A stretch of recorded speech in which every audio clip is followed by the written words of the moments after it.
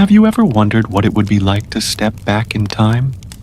Not just to see the castles and knights, but to experience the everyday life of the Middle Ages, to sit down, grab a drink, and soak in the atmosphere of a real medieval tavern. Well, today, we're doing exactly that. We're going on a journey to explore what it was really like to visit a medieval tavern. And I promise you, it's more fascinating, rowdy, and surprising than you might think. So grab your tankard and let's push open the heavy oak door to the past. First things first, what would you even see when you walked into one of these places? Forget the quiet, cozy pubs you might know today. A medieval tavern was the bustling, chaotic heart of any town or village. The air would be thick with the smell of wood smoke from a central hearth, roasting meat, spilled ale, and, let's be honest, unwashed bodies. It was loud, filled with the sounds of boisterous laughter, heated arguments, the clatter of wooden cups, and maybe even a bard strumming a lute in the corner. Trying to be heard over the din, the lighting would be dim and flickering, mostly from the fire and a few tallow candles, casting long, dancing shadows across the rough-hewn wooden tables and benches. The floors, they'd likely be covered in straw, or rushes, which were great for soaking up spills but also for hiding leftover food and other debris. It wasn't exactly the epitome of hygiene, but it was brimming with life and energy. This was the social hub, the internet of its day, where news, gossip, and business deals were all exchanged. So, who would you be rubbing shoulders with in this crowded room? Absolutely everyone. You'd see weary travelers just in from a long journey, on a muddy road, their cloaks still damp. There would be local farmers and craftsmen, grumbling about the price of grain, or celebrating a good sale at the market. You might spot a group of soldiers, off duty, and gambling away their pay with a game of dice. Merchants would be there, making deals over a cup of wine, and you might even see a local priest, or a friar, enjoying a drink and catching up on the town's happenings.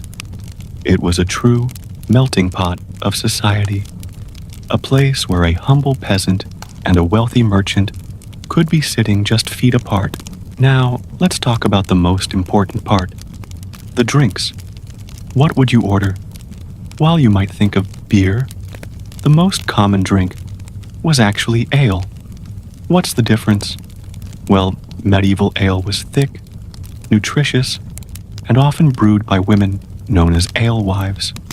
It was a staple of the diet, sometimes called liquid bread, and was often safer to drink than water, which could be contaminated.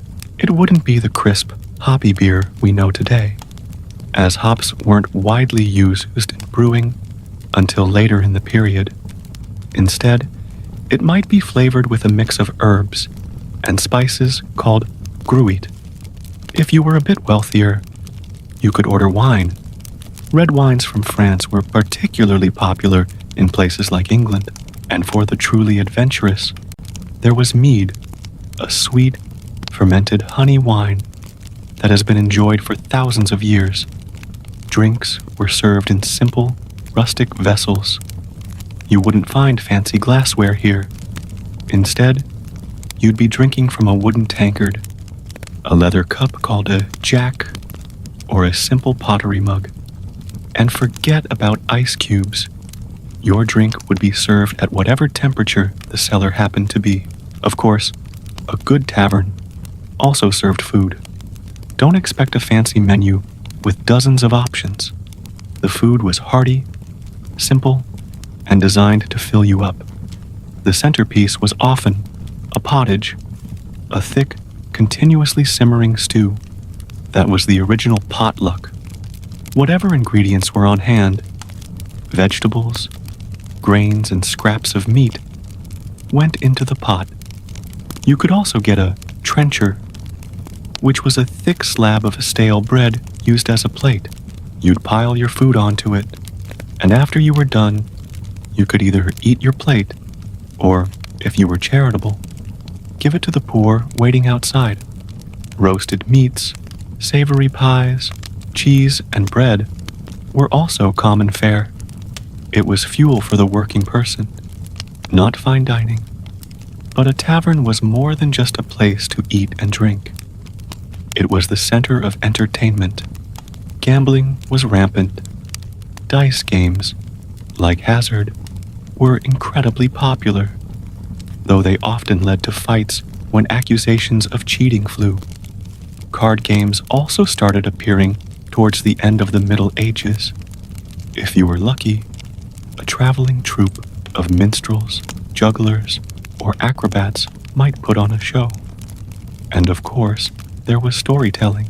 In a world without television or widespread literacy, a good storyteller could hold an entire room, captive with tales of heroic knights, mythical beasts, and distant lands. These taverns also doubled as inns.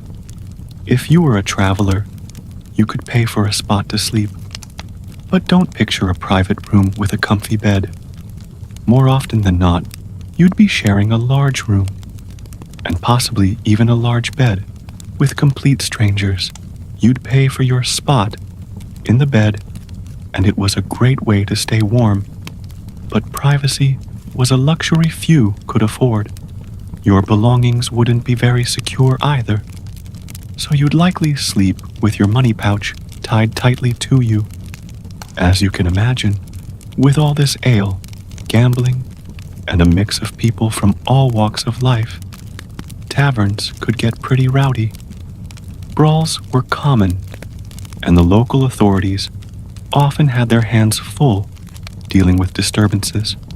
Taverns had a reputation for being places of vice and disorder, but they were also